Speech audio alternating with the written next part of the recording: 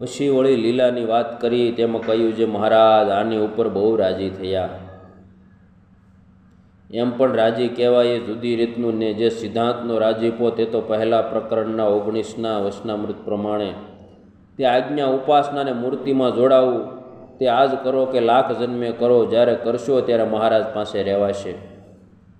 ને મહારાજ પણ બીજી જે વાત કહે તે પણ ત્યાં જાતિ ઊભી રાખે એ સિદ્ધાંત છે. શ્રાવણ વધી 9મીને સોમવારે બ્રહ્મચારીને ત્યાં વાત કરી જે કરવા માંડે તે થાય. ધ્યાન કરવું, ભજન કરવું તે માણસ જાણે આફુરું થાય. પણ આફુરું તે કેમ થાય? એ તો ભગવાનને સંભાળે ને ભૂલે, વળી ધ્યાન કરે, વળી ભૂલીને સંભાળે ને ભજન કરે તો થાય. આ ભણે તે ભૂલે, પણ હાથમાં જેણે મૂળગ્યું પાનું જ ઝાલ્યું નથી તે શું ભૂલે? ત્યાં એક વેદીએ આવીને સ્વામીને રાખડી બાંધી.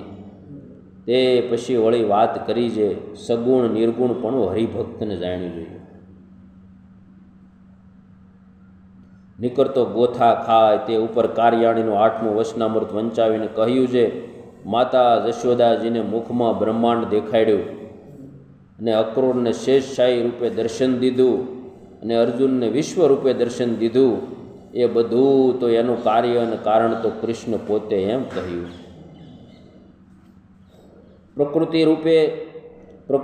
પુરુષ રૂપે પ્રકૃતિમાં આવ્યા, ત્યાંથી વૈરાટમાં આવ્યા, એમ પુરુષોત્તમનો પ્રવેશ થતો ગયો. તે પ્રવેશ તે શું છે? પુરુષોત્તમ પોતે આવ્યા તે ત્યારે શું ધામમાં નહોતા? ધામમાં પણ એમને એમ હતા અને ઉલ્યું તો એના ઐશ્વર્ય વતે થતું ગયું. એમ તો પહેલાં ગણેશને પ્રભુ કહે છે, બ્રહ્મા વિષ્ણુને શિવને કહે છે, અનિરુદ્ધ પ્રદ્યુમ્ન અને સંકર્ષણને કહે છે. ત્યારે એમાંથી કેને પ્રભુ માનવા?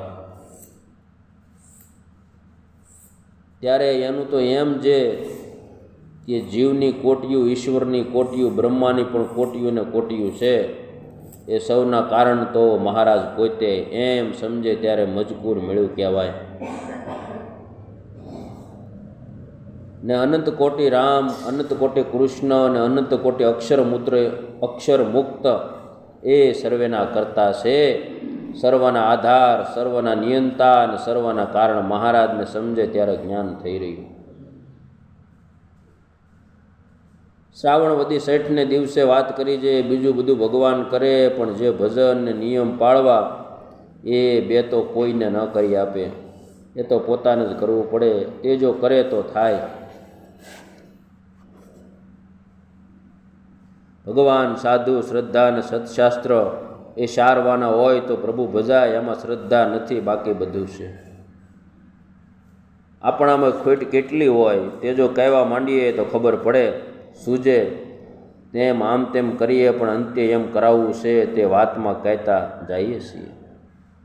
અને અમારે એક બળદિયો છે તેને હમણાં તો સૌ ખવડાવીએ છીએ, પણ ગાડું એના કાંધ ઉપર મૂકવું છે. અંતે સૂજે તેમ ફોસલાવી કરાવી પણ માખીમાંથી સૂરજ કરવો છે. એકવાર મહારાજે આનંદ સ્વામીને પૂછ્યું જે તમને કોઈક ક્રિયામાં પ્રેરીએ તો કેમ થાય? ત્યારે કહે જે તમે કહો તે પ્રમાણે કરવું. પછી મુક્તાનંદ સ્વામીને પૂછ્યું કે તમે કેમ કરો? ત્યારે તે કહે છે હું તો એક હાથ વૃત્તિ બહાર કાઢું ને બે હાથ પાછી વાળું ત્યારે સુખ થાય. પછી સ્વરૂપાનંદ સ્વામીને પૂછ્યું કે તમારે કેમ? તો કહે છે હું તો જે ક્રિયા કરું તે પદાર્થ ટળી જાય ને તમારી મૂર્તિ જ દેખાય. ત્યારે મહારાજ કહે એ તો અમને સમજાતું નથી.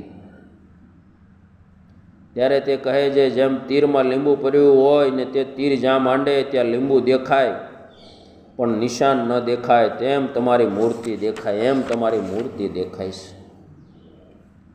ત્યારે જુઓ એ પણ સ્થિતિ માટે મૂર્તિ દેખાય તેવી સ્થિતિ કરવી, નિજાત્માનમ બ્રહ્મરૂપી એક શ્લોક પ્રમાણે કરવી. સહજાનંદ સ્વામી મહારાજ.